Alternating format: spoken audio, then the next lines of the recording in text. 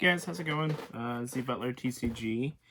I wanted to show you my Adamancipator deck that I've been working on pretty extensively for the past, I don't know, few days. I've been boot camping really hard with this deck.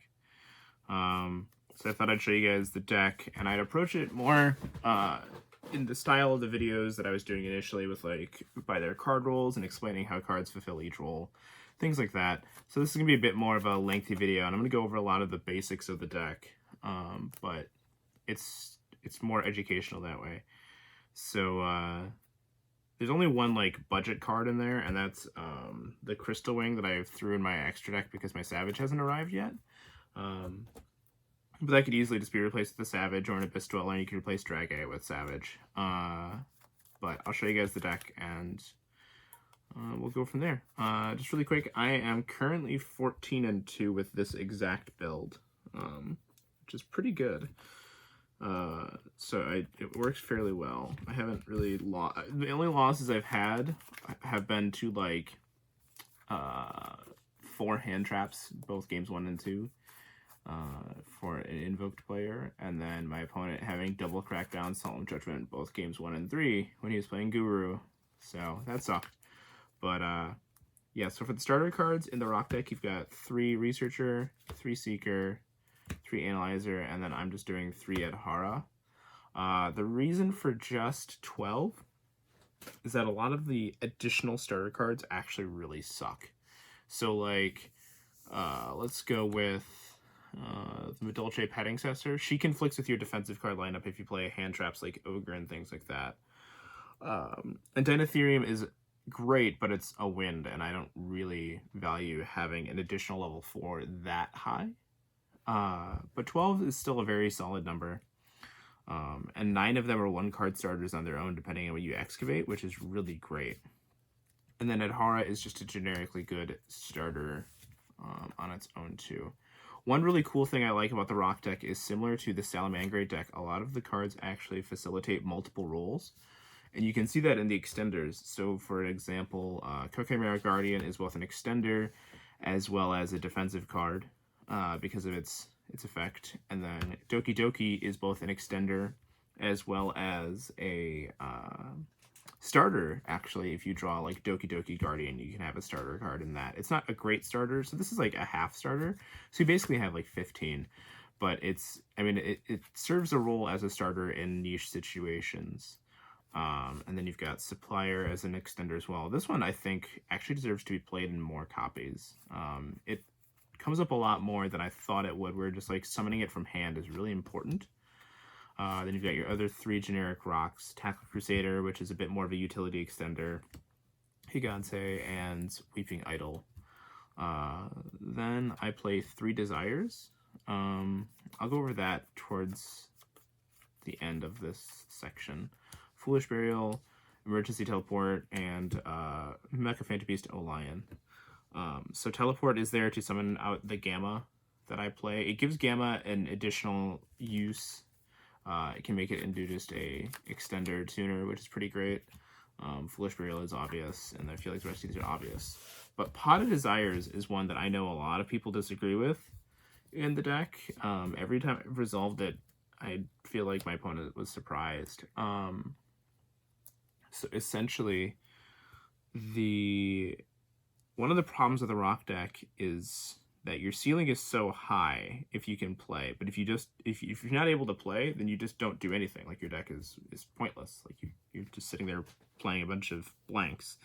Pot of Desires fixes that in that it gives you an additional card, which I mean is the obvious, but it also lets you reduce the count of cards in your deck, so you can actually have a higher chance to hit the remaining rocks, and you can kind of map out your deck a little bit better with it. And I know like one of the issues people have is like, well, what if you banish like all your block dragons or whatever? Well, you play 4 copies of block dragon, so you really shouldn't. If you do, that sucks. But most of the time, I have only lost 1 game with Desires that I would have otherwise. Actually, no, I've only lost 1 match because of Desires, and I was going to lose it anyways. I had to take the risk. Desires is overall just a very powerful card, and it just makes the deck more consistent overall in interesting ways. And just by reducing the number of cards in your deck, you can know where your rocks are a little bit better, and so that can help you kind of map out your excavation plays. I highly recommend playing Desires in the deck, but there's also a risk to that. One risk is that I play Gamma, and I also play Imperm, my defensive cards. This gives me 6. This gives me just over 51% chance to see 1 in my opening hand. I just felt like these are the two most impactful ones. Impermanence is weird in that it's actually normally a low impact defensive card, but because the format is so kind of just, I don't want to say weird, but the format is so slanted in that like your initial plays have to go off for you to do anything. Impermanence actually gains a lot of value. Like hitting the Halifibrax can sometimes just be enough. And now we've hit the point where you have to hand up the Halifibrax. Like you can't just wait for the Aurora Dawn, because a lot of people have figured out to make Herald before they make Aurora Dawn. But going back to the Desires risk part, Gamma presents a risk with activating Desires and that you can banish your driver, and there's a pretty fair chance you'll do that. However, I felt the risk was worth it, because if it meant that I had to turn off my defensive card to be able to play, I was happy to do that. And Gamma is just the most ubiquitous hand trap there is right now. This is the most powerful one. I really dislike the card as a whole, but it's so powerful that I feel like you have to main deck it, just to be able to make sure that you can play. So there's that. Then for the engine requirements, there's 2. In reality, there's only 1. I just count this as an engine requirement because it really doesn't do anything else, but it's just like almost like an engine requirement bomb, and that it just locks him out of the game completely. And then you've got driver, of course, to play Gamma. And then for bombs in the deck, there's 4. There's the 3-block dragon and Magical Midbreaker Field. And I feel like whenever you draw either of these, you just win the game. Magical Midbreaker Field makes it so Gamma doesn't actually get rid of the problem, and it makes it so Imperm is useless and things like that. And Block Dragon just lets you play through so many powerful cards, so many hand traps and stuff like that. So that's the main deck. For the extra deck, you've got the Dragites, Crystal Wing for right now. This could be Abyss Dweller or Savage. I haven't decided yet. I know a lot of players have dropped Dragite for just to have an extra slot when they play Savage. I really liked ending on both of these, but that's because this isn't a Nominee Negate, but this is actually surprisingly useful. Then you've got Raptide, of course, Herald, and Martial Metal Marcher.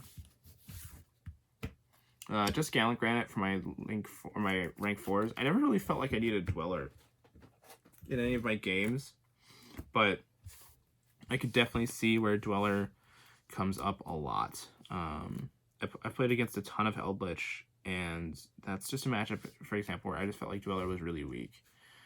So I just didn't want to play it. Link Cross, Link Spider, Halifibrax, IP. Those are all pretty normal. And then you've got Union Carrier, Cerberus, because it's an Earth, Unicorn, Access Code Talker, and Appaloosa. And I feel like I made literally every card in my extra deck a ton so far in these matches. And then I'll just go over the side deck really quick just to kind of go over some theory. So going second, cards. This whole side deck is actually just built for going second. And then there's Imperial Order. So going second against combo decks, you just side into these. And I mean, Pankratops always goes in going second. Back row decks, you'll side into these 5. The 3 Twin Twisters, the Pankratops, and the Red Reboot. Going first, you side Imperial Order. If you're playing against another rock deck, you can side Dark Ruler no more. But you'll notice I decide a bunch of cards that let me play. Like Nibiru stops them from locking you. Ghost Ogre gets rid of a problem. Twin Twisters gets rid of back row. This can re-raise your ceiling. Red Reboot is just a blowout. And that's the whole theory, is that I'm looking to break their setup or prevent it. This is to break their setup, or prevent their setup. And then this is to break their setup. And the nice part about the rock deck is that you have enough room going second where you can put a lot of those cards in, because you can side out of cards like an extra Seeker or a Pot of Desires and things like that. overall, though, I think the deck is really good, and it's really underexplored. I think a lot of players would benefit from playing such a heavy combo deck, just because it forces you to sequence your plays a little bit more carefully, because, I mean, the rock deck is so powerful that you can get away with doing a lot of, like, really not intelligent things, but definitely you'll miss, like, if you misplay, it comes up and punishes you a lot, too. If you guys have any questions, let me know down below. Otherwise, have a great day.